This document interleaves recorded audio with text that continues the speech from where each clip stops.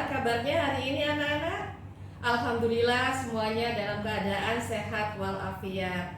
Di sini Ibu akan kembali memberikan materi pembelajaran pada pagi hari ini dengan materi prosedur kompleks. Tapi sebelumnya Ibu ingin memberikan satu motivasi pada kalian tentang kedisiplinan. Tadi ketika teman-teman di sini masuk ke sekolah, satu hal yang menjadi pemikiran Ibu adalah masalah kebersihan. Kita sudah berkomitmen bahwa setiap kali kita belajar, maka lingkungan kelas harus dalam keadaan bersih. Hal itu bisa kita lihat dari komitmen yang kita buat. Disiplin dalam melaksanakan piket kelas. Nah, di sini kenapa Ibu meminta kalian untuk melaksanakan tersebut? Jika kita belajar dalam suasana kelas yang bersih, maka kegiatan kita bisa berjalan dengan lancar. Disiplin dimulai dari diri sendiri. Betul itu anak-anak? Oke, berarti kalian bisa ya memegang komitmen kita. Untuk berikutnya, mari kita bersama-sama melaksanakan komitmen kita bersama-sama. Satu hal yang sederhana, lingkungan kelas bersih untuk belajar dengan keadaan yang menyenangkan. Baik, kita lanjutkan untuk kegiatan kita berikutnya pada tujuan pembelajaran. Anak-anak hebat, tujuan pembelajaran kita kali ini yang pertama adalah peserta didik mampu mempresentasikan prosedur dalam perbaikan kendaraan atau servis ringan. Yang kedua, peserta didik mampu menganalisis kebahasaan teks prosedur sesuai dengan video prosedur yang telah dibuat. Yang ketiga, peserta didik menyusun laporan teks prosedur dengan memperhatikan kebahasaan teks prosedur. Mudah bukan? Nah, anak-anak, kali ini Ibu akan membahas apa itu prosedur kompleks. Prosedur kompleks merupakan teks yang menjelaskan langkah-langkah secara lengkap, jelas dan terperinci tentang cara melakukan sesuatu. Dalam hal ini tentang cara atau trik belajar efektif. Nah, tentunya hal ini sesuai dengan kegiatan kalian sehari-hari ketika kalian praktek memperbaiki kendaraan, baik itu sepeda motor ataupun mobil. Oke, selanjutnya di sini Ibu akan menjelaskan tentang struktur teks prosedur kompleks.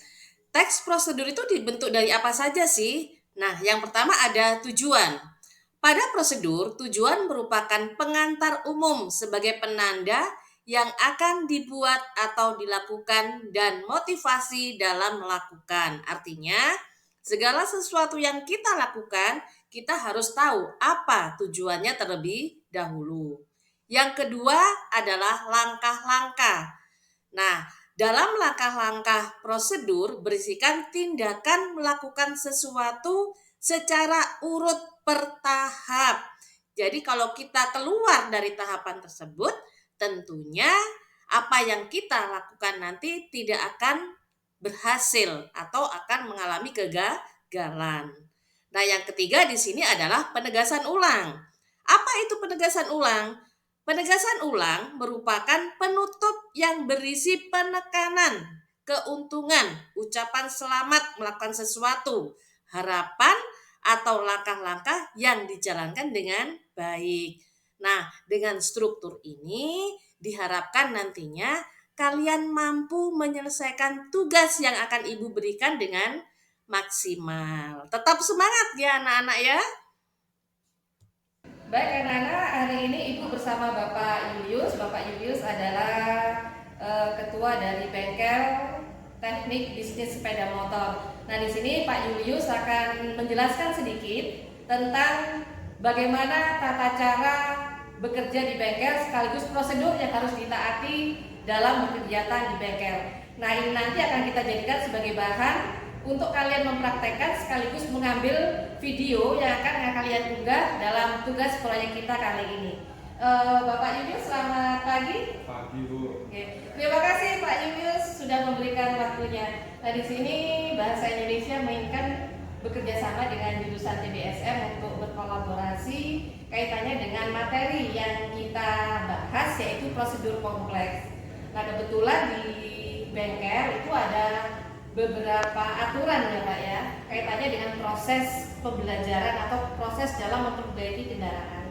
Nah, mungkin bisa Bapak jelaskan prosedur yang bisa dilakukan anak-anak yang nantinya bisa jadikan dasar untuk menggunakan hal ini dalam praktek untuk proyek anak-anak nantinya Pak. Jadi anak-anak, yang pertama, aturan di dalam bengkel, kalian itu harus menggunakan baju praktik. Kenapa baju praktik? Karena kalau kalian kena kotor, oli, itu tidak kena seragam kalian. Dan yang kedua, sebelum memulai aktivitas, pastikan areanya itu dibersihkan dulu. Ya, siapkan alat-alat dan bahannya, lalu rapikan supaya tidak hilang atau kemana-mana alatnya. Setelah itu misalkan kalian lakukan pembongkaran, misalkan proyek kalian adalah servis ringan, kalian membersihkan filter udara atau melakukan ganti oli ya.